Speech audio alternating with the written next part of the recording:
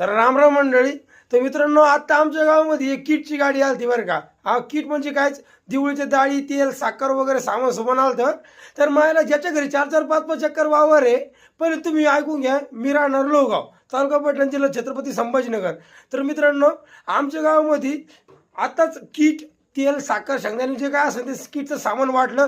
ज्याच्या घरी 4-4, 5-5 चक्कर वावर आहे त्याच्या घरी यायना डोकर वजी उचलू दिले. हां, आणि मला माझी आई तिथपर्यंत गाडीपर्यंत गेली तर ते म्हणते का नाही नाही नाही नाही, संपलं. ज्याच्या घरात पाणी घुसलं हे सामान बघा आम्हाला त्याला द्यायचंय काय.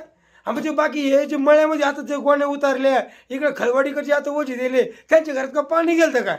हां, अरे ज्याच्या घरी वावर शिवर नाही त्या गरीब दुबळ्याला तुम्हाला एक किट द्यायला काय मागे.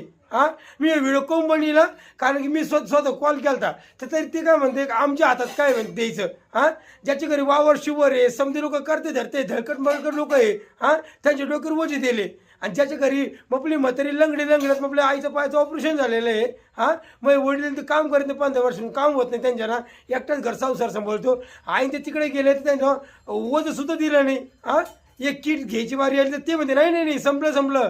ज्यांच्या घरात पाणी गेलं ना त्यांनाच देणार आहे. अरे काय लोक यार, हे व्हिडिओ शेअर करा फक्त.